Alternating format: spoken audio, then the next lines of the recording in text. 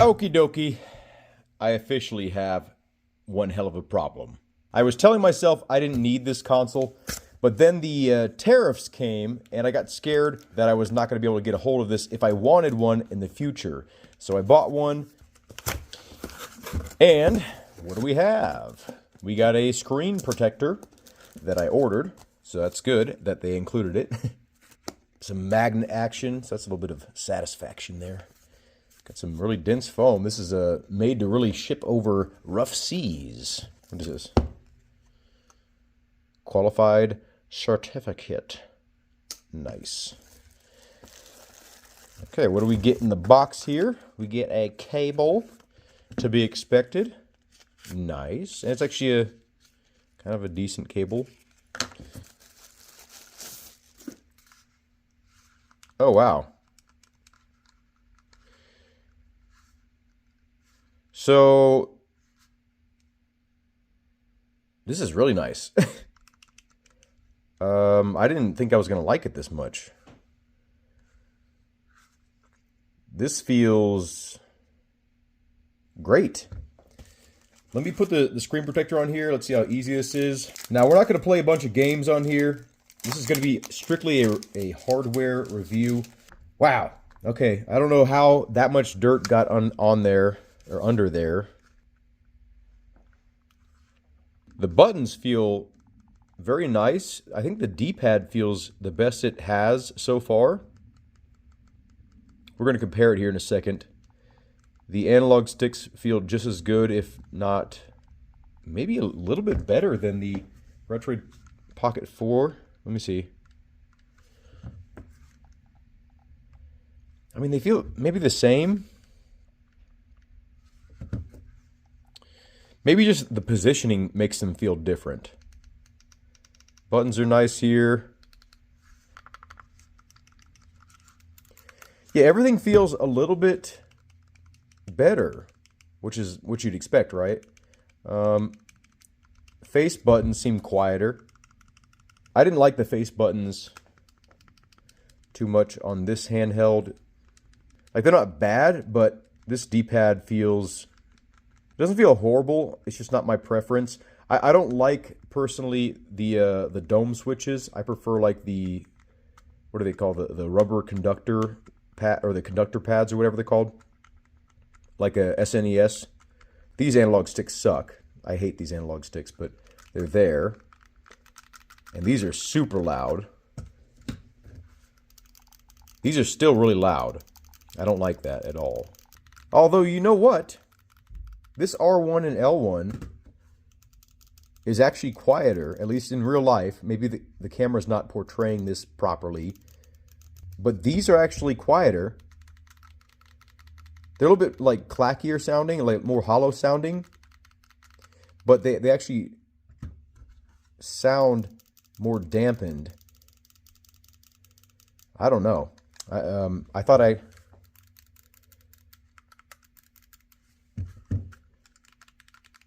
Yeah, so it seems like they almost took a step backwards on the R1 and L1. So that's interesting.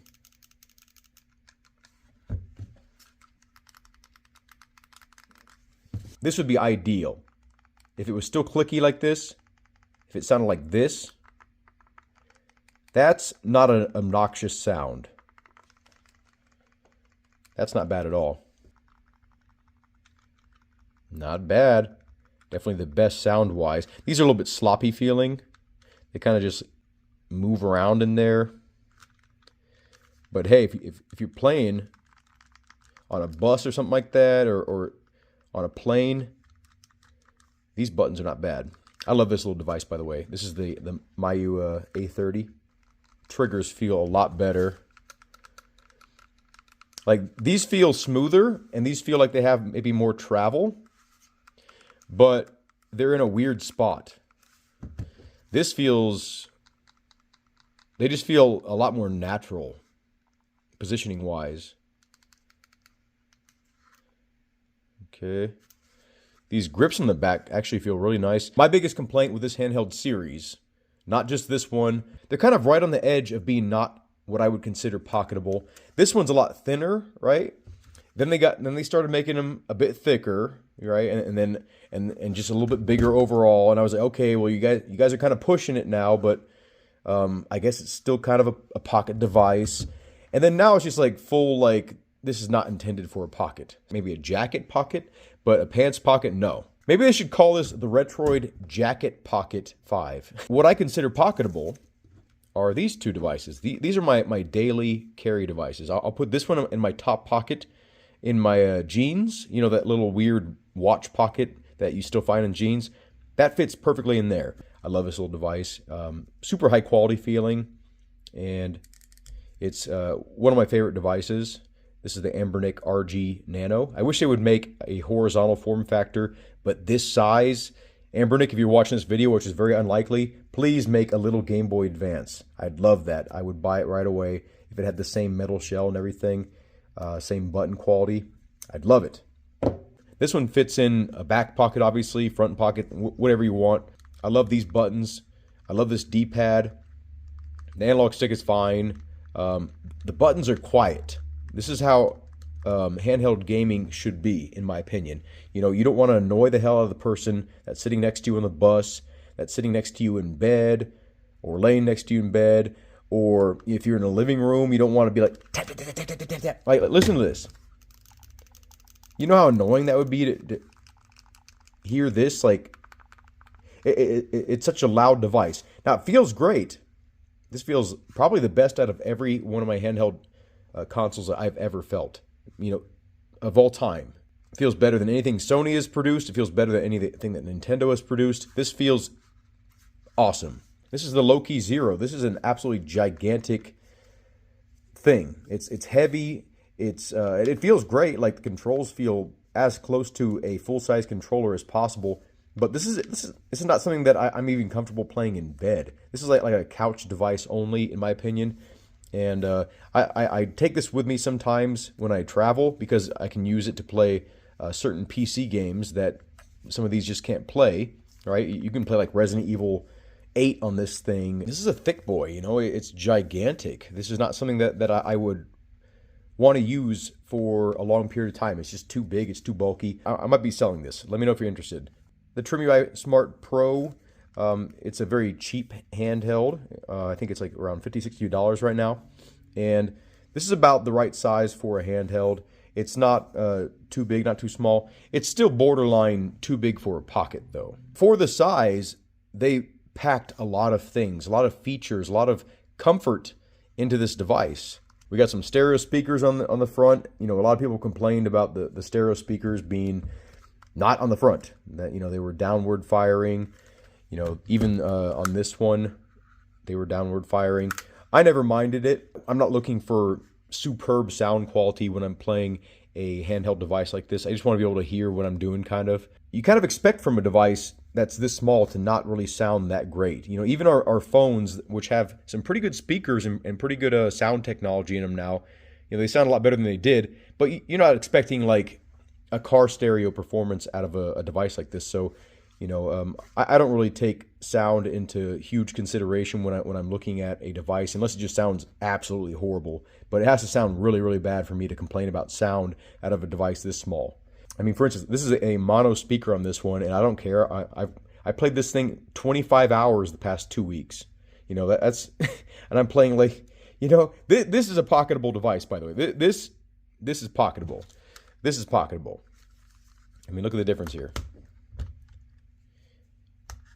Like, these are pocketable devices. Little size comparisons for you. This is the RG35XXH.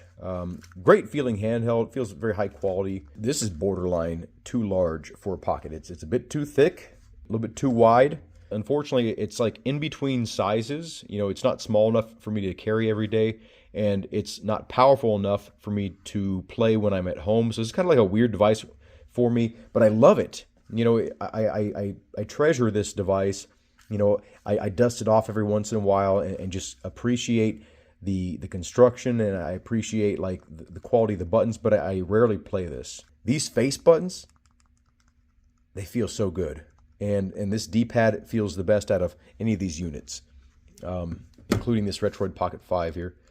But it doesn't feel bad, though. I do like this. It feels very Vita-like. I had a Vita before it got stolen from me. This will be taking the place of the Retroid Pocket 4 for me. So when I travel now, I'm going to probably take this, and this will be a home device, a device that I don't want to damage as much. It's not going to have as much wear and tear. This one, I bring this to work sometimes, and on my breaks and stuff like that, I'll play this. You can kind of think you know how something feels based on a picture, but until you get it in your hands, you're like, okay, I understand. I get it now. I'd say Retroid is moving in a good direction with how the device feels. I just do think that they should market it differently and not call it the Pocket, even though it has lineage. The screen is about... Actually, it's bigger than the Retroid Pocket 4 screen with the bezel included. The screen looks absolutely tiny now compared... It didn't look that small to me before, but now it's like, wow. Seeing this in person is really makes this feel like a tiny screen. The Retroid Pocket 3 Plus and 3, I believe, is still for sale in a lot of places. I'd argue to say that it's more comfortable in a lot of ways than the 4 Pro, mainly because these humps on the back are at different locations. The humps here, because it's not an analog setup, is a lot smaller. This hump is sizable. This device is actually more well suited for dual analog play because the position it puts your finger in, you know, when it's resting, it brings your whole hand from this point down to here. So it feels a little bit more natural to use your thumbs in this position. If you notice here where your thumb stops, it's more intended for this position right here to play older games. And then you know, you have to like hold the device very differently. You have to kind of hold it like this in the back to be able to use your thumbs more effectively with this device. So this is kind of definitely better for older games in my opinion. Here's a hot take. So this one I don't think anyone has spoken about before, but the Retroid Pocket 4 Pro does feel like you're in a better position because of where your middle fingers rest. It feels like a better position to use both analog sticks. This one, because of this hump right here, it kind of forces your hand into a position where your thumbs are a little bit in a less comfortable spot. It's not like it's not horrible feeling. You can see right there that the Retroid Pocket 4 Pro brings your middle finger down to a position that's more suitable for analog play. And this one kind of fits more ergonomically in your hand, but it does feel better, at least to my hands, to play analog stick games with the Retroid Pocket 4 Pro. This almost feels like it goes back to the positioning of the Retroid Pocket 3 and 3 Plus, which is odd now that I think about it, because it's almost like they took a step backwards. Again, it's not bad, but, and of course, it's still pretty comfortable to use the analog sticks here. I haven't used it long term, so I don't know for sure. I had a little bit of FOMO going on, fear of missing out, and I got it, and it's not something that I needed. I don't need any of these devices, really.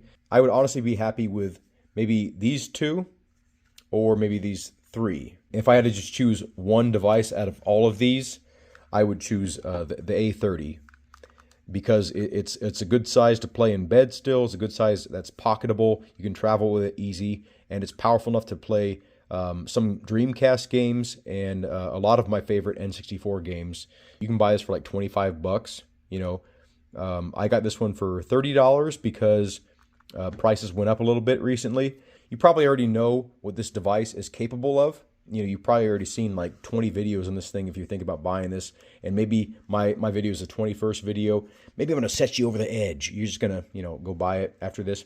I can definitely recommend the device, especially if it's your first device. This would be an absolutely amazing first handheld emulator. And being Android, it's an operating system that a lot of people are familiar with. So you don't really need to relearn an operating system unless you're like on iPhone or whatever. You know, touch screens are definitely intuitive. These four devices here are touchscreen, and it makes downloading games on them so much easier. You don't have to, you know, take the memory card out, put it in your PC. You can just download it directly on these devices. very easily. I'm very happy with this device though, and I will definitely, it's a keeper. It does feel more solid. You know, it feels like a product that you would expect from Sony. I would venture to say it feels much higher quality than what you would experience from a newer Nintendo product. Older Nintendo products were kind of built to last, and newer Nintendo products are not. They're just failure boxes. The original Game Boy was a tank. You know, the Game Boy Pocket was a tank.